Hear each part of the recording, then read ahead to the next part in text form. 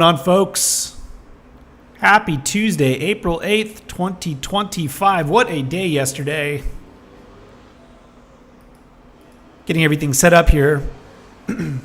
Yesterday morning we were talking about why we don't want to short the whole.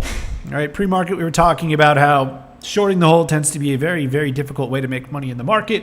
And yesterday was a sobering reminder that if you're chasing shorts into the hole, particularly after the market's down 15% in less than 2 weeks, it was a humbling experience for a lot of people. A lot of people lost their ass yesterday. It wasn't only retail traders, by the way. Funds blew up yesterday.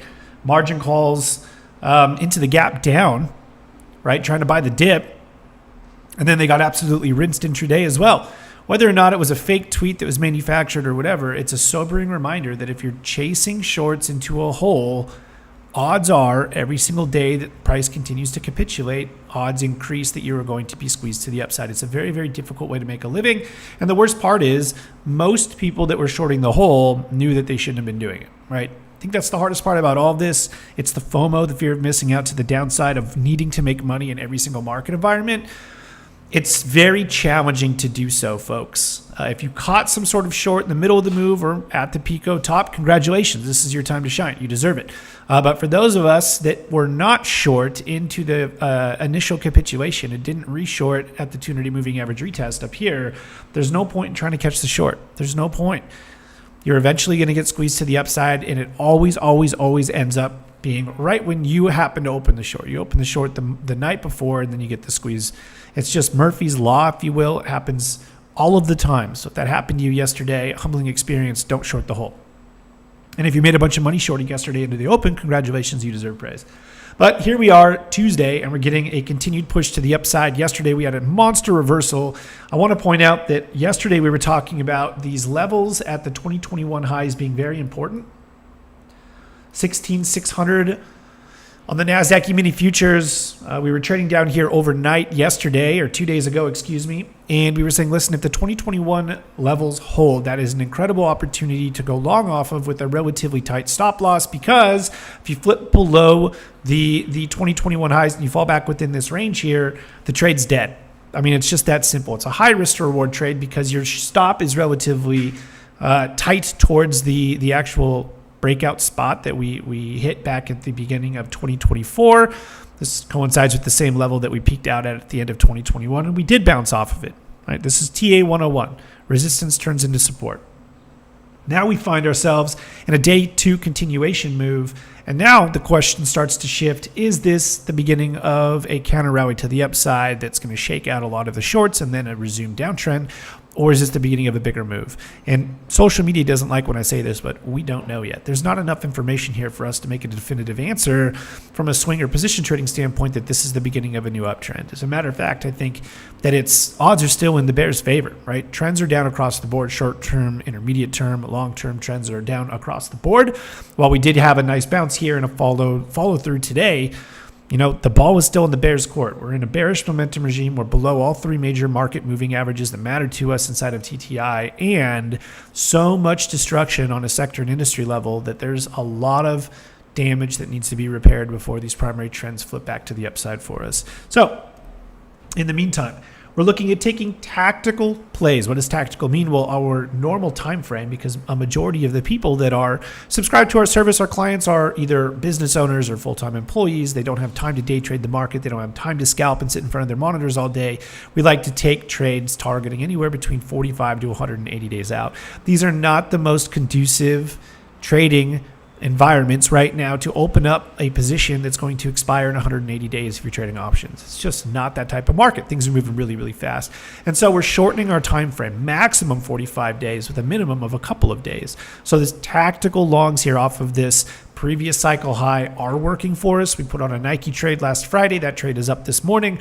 We're picking and choosing our spots, but we're not looking to go full long again. We do not think that there's enough information here from a trend perspective to make that call yet. The Qs look good. They're leading the market higher. We'll go into that in a second. The S&P 500 also bouncing at that key level, which is great. But once again, just like we were talking about with the Qs.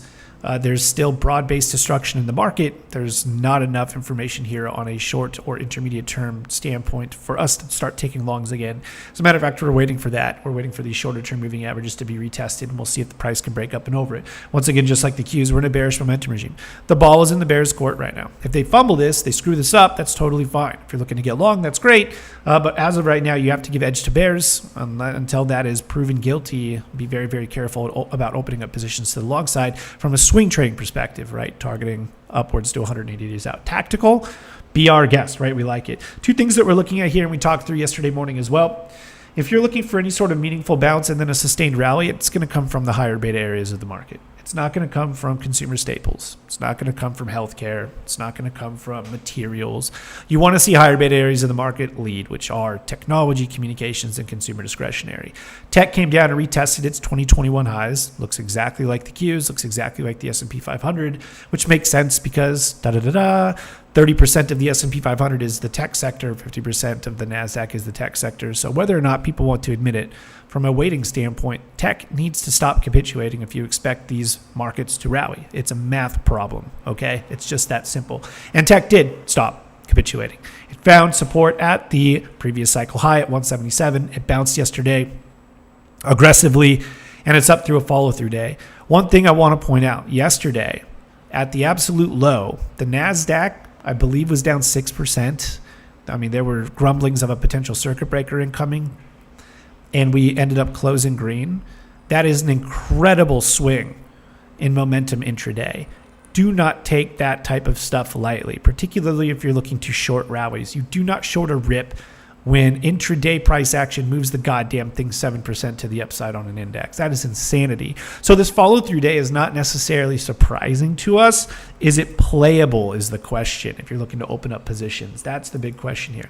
Communications, another higher beta sector that bounced off of the 2021 highs, found support at the 86 level, follow-through day currently trading nearly $90. These are stocks like Microsoft. These are stocks like Apple. These are stocks like Google and Facebook and Netflix. I mean, these are important components of the market, right? You have some Mag 7 exposure in there as well. If we actually go and look at Mag 7, talked about this yesterday extensively, you're not going to get any sort of meaningful rally in the indexes until the Mag 7 stocks stop capitulating. Yesterday was a good opportunity for Mag 7 to start to prove itself, and we have a follow-through day today. And we're seeing a bunch of those Mag 7 stocks rally throughout the market today. Big question is this the beginning of a bigger move to the upside, or is this simply a bear market rally? This is, for all intents and purposes, the beginning of a bear market. I think it's very important to understand the difference between a bear market rally and a counter trend rally that may move the primary trend back to the upside. As of right now, there's not enough information, at least for us inside of TTI, to make that definitive call. So while we want to go out and buy Mag 7, we're happy to. We're not going to yet, right? We're picking and choosing our spots. Areas of the market that have pulled back into those 2021 highs are super, super important to us. We're building a watch list based off those. You can think about some things like, I believe Google fits that description if I'm not mistaken. Google fell back and retested its 2021 highs and is bouncing with a follow-through day today. Charts like this pique our interest. We want to see areas of the market that held these 2021 highs or failed to ever give up their 200-day moving average, which there are some stocks out there that have failed to give up their 200-day moving average. They look pretty good, actually, to a certain extent. But we need a broader helpful market before we start buying breakouts, before we start buying bounces, at least with size. From a positioning standpoint, when we're looking to take these tactical longs, we're not looking to go full position, right? We use a concept inside of TTI called R. One R is one risk lot. We're right now taking anywhere between a quarter and a half R position, meaning if your normal position size is $5,000, we're looking to take like 2,500 or 1,250. We're not looking to put the full $5,000 in. We're happy to when the market flips back up and we start aligning with the primary trend to the upside again, totally fine. But as of right now, these are tactical bounces we're looking to take advantage of in the short term with smaller position sizing.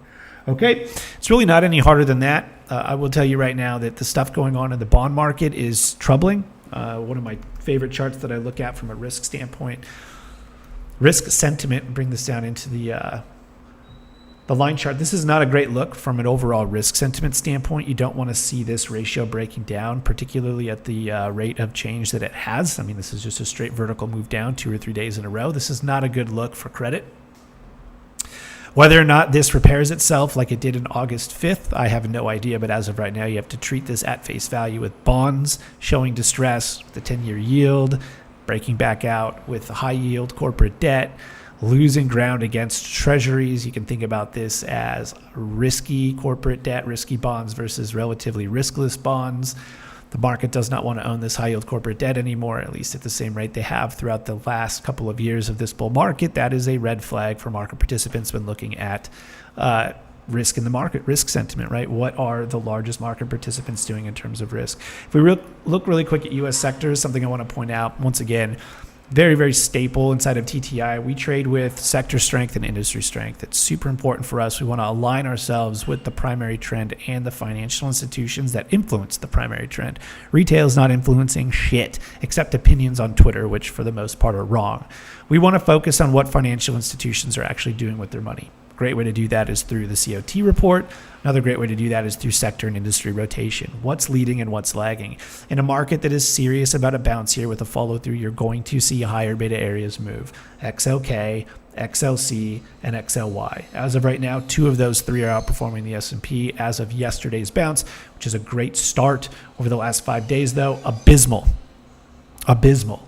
Tech down over 11%, communications down 9.5%, discretionary down 8.5%. We need to see the higher beta areas of the market move before we start getting super bulled up. It's a nice start. Like we talked about, if you're inside of TTI, go read the daily newsletter that just dropped. It's a good start. But is it enough to push us into full bull camp? Absolutely not.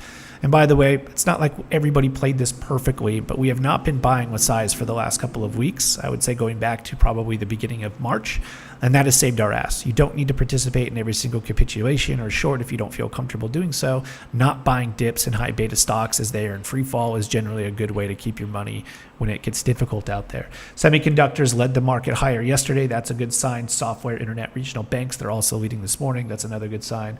But once again, we need to see follow through, folks. That's what we need to see. Okay, so in the short term, we're taking tactical plays. We're also day trading in the Discord. If you're interested in that, link is in the description. But from a longer term swing trade positioning standpoint, we are waiting until we have further evidence that this is not just a bounce. We want a follow through and a potential resumption of the primary uptrend. Okay, folks, keep it simple. Don't get suckered into what you see on social media. Everyone's a billionaire, but in reality, they're not. I'll catch you guys tomorrow for the next First Focus. Stay safe. Take advantage of it as you can. See you tomorrow.